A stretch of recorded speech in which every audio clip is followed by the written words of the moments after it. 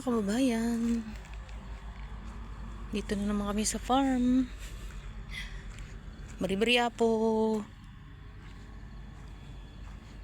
Namang ganda ng bulaklak.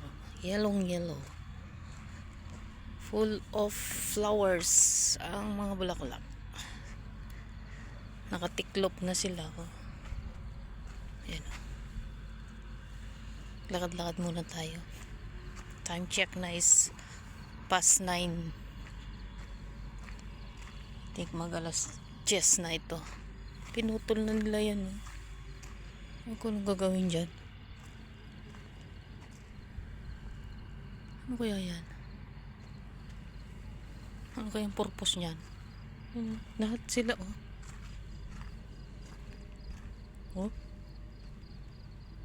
rinap nila ng plastic. May dinner sa mga duwan niya. Kasama ko yung mama ko. Bari-bari po. Sibuyas. Yan. Lapit ng matuyo ang sibuyas. Ang daming bunga ng ipil Bari-bari po. Makilabas po.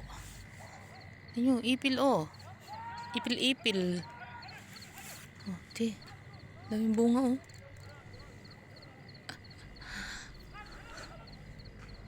Ginabi. Mashallah, tingnan nyo.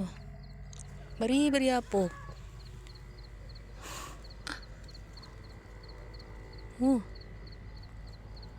daming bulaklak. Grabe. Madilim. Ako na yung tanim nila dito. Nag-ani na sila ng Bari-bari po. Patatas. Ito, patatas nasira. Patatas. Madilim na guys. Lakad-lakad lang ako dito sa malapit sa bahay nila. Madilim. Walking. Kita nyo yan. Palibot. Ang dilim. Katakot dun. Baka may aswang.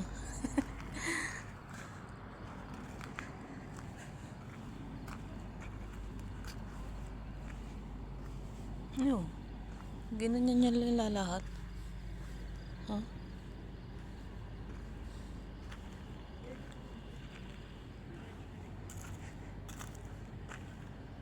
May pa kami uwi.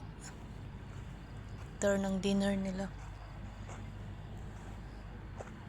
Kasi nandito rin yung anak niya. Ang anak niyang lalaki. May bossing. Bakit walang bulaklak? Kinain ng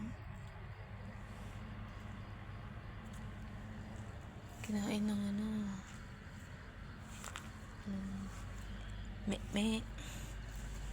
yun ito? Puro tinik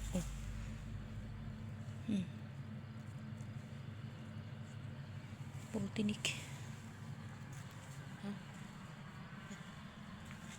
Kaparadang mga bigatin na sasakyan GMC at saka Land Cruiser. Pamain na kayo dyan Land Cruiser or GMC. Sarap ng hangin. Napreskuhan muna ang ating mind kahit gabi na. At gabi na nga talaga. Ganyan lang talaga ang buhay. Tsaga-tsaga lang para sa buhay, kinabuhay. Makakaraos din tayo guys. By the help of God. Keep on praying. Ako lang mag-isa dito. Wala yung mga bata. Hindi sinasama.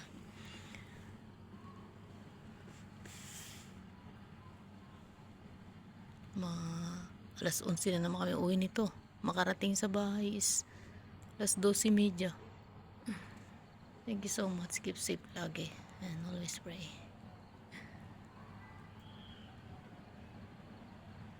God bless sa ating lahat. Thank you guys.